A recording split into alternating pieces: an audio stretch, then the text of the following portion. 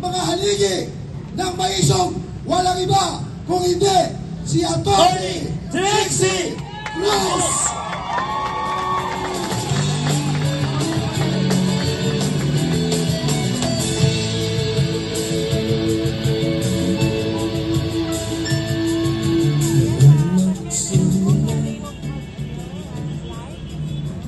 Magandang gabi sa inyong lahat.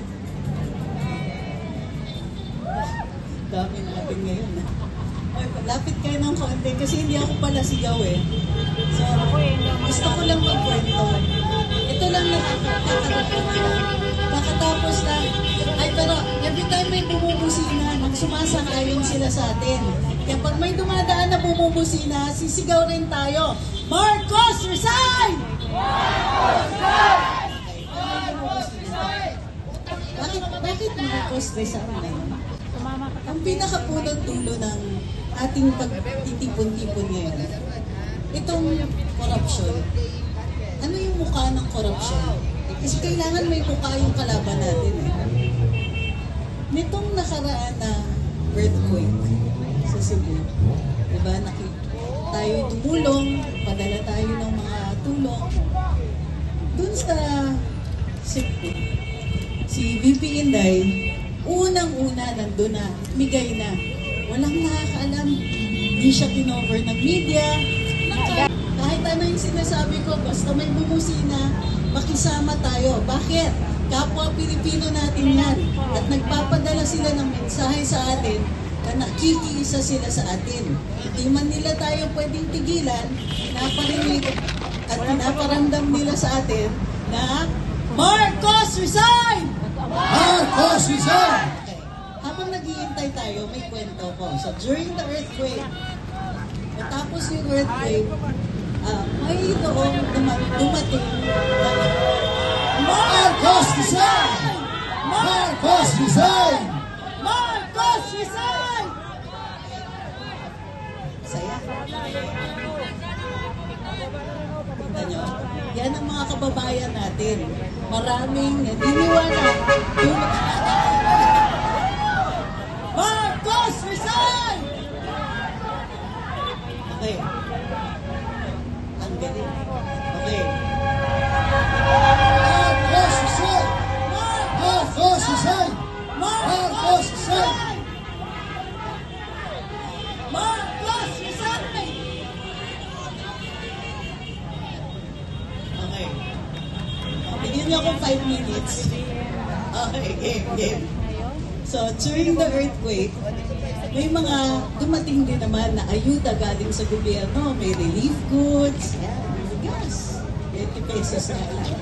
Pero dumating, may nagutom na isa doon sa mga rescue and relief workers kasi dumating na yung mga truck ng relief goods. Lumapit yung isa, sabi yung isa sa mga doktor natin, gutom na, buong araw tumutulong sa ating mga mamamayan dito. So, tumutulong na. Alam mong sinabi sa kanila, ibig sabihin, nung nasa Cebu, yung isang doktor yun or relief worker, hindi pinakain kasi sabi, hintayin niyo muna. Maghintay muna kayo kasi hindi pa daw mamimigay ng relief goods dahil wala pa si BBM. Saan ka nakakita? Yung presidente, kunwari magbibigay ng ayuda, pero pinag-iintay niya yung mga gutom. Hindi lang yun. Pinag-iintay ng presidente ang mga taong gutom.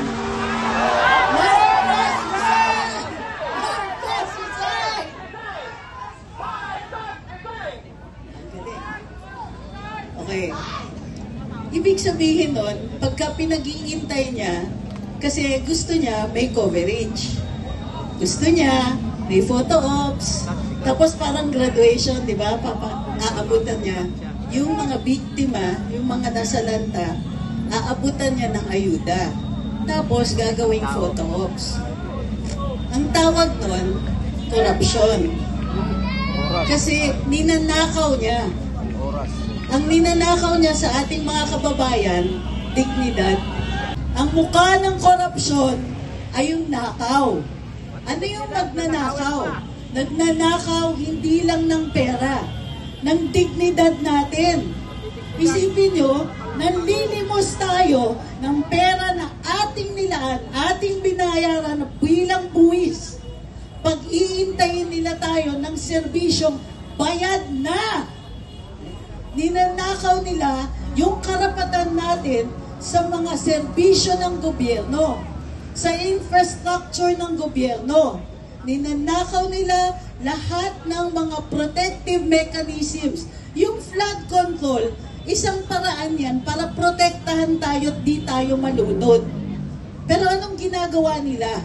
Ninanakaw nila pati buhay natin, dignidad natin, pati yung convenience natin, yung nakakapaglakad tayo sa kalye na di tayo hino-hold up, di tayo nag-wading sa baha. Mahina. Teka, mahina. Pag malakas. Ano pa yung ninanakaw sa atin? Of course, pera. Pero ano yung nire-represent ng pera na yun? Crime enforcement, law enforcement. Bakit ang taas ng crime rate? Hindi dahil mahina yung mga pulis natin, magigiting ang ating mga kapulisan. Pero kulang sila eh. Bakit kulang? Wala tayong pambayad. Wala tayong pambayad ng benepisyo. Wala tayong pambayad para mabuhay sila na may dignidad naman. Sinasanay tayo ng ating gobyerno doon uli sa pwede na. Marcos resign! Marcos resign! Marcos resign! Marcos resign! Marcos resign! Marcos resign! Marcos resign! Woo! Marcos resign!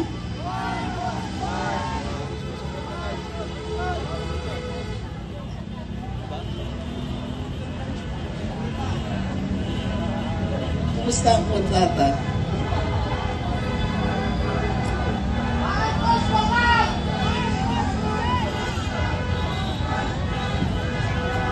Marcos resign! Marcos resign! Marcos resign!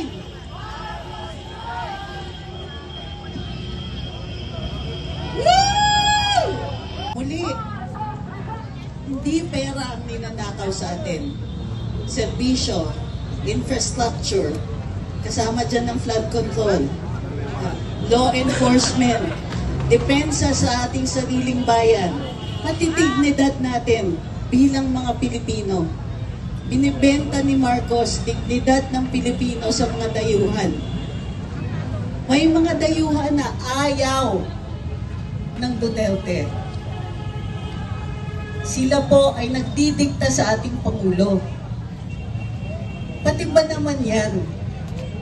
Pati yung kapirasong respeto para sa Pilipino sa buong mundo, nabenta na o ninakaw na. At some point, hindi na natin pwedeng tiisin. Minsan, di ba, sinasabi natin, magbabago din yan.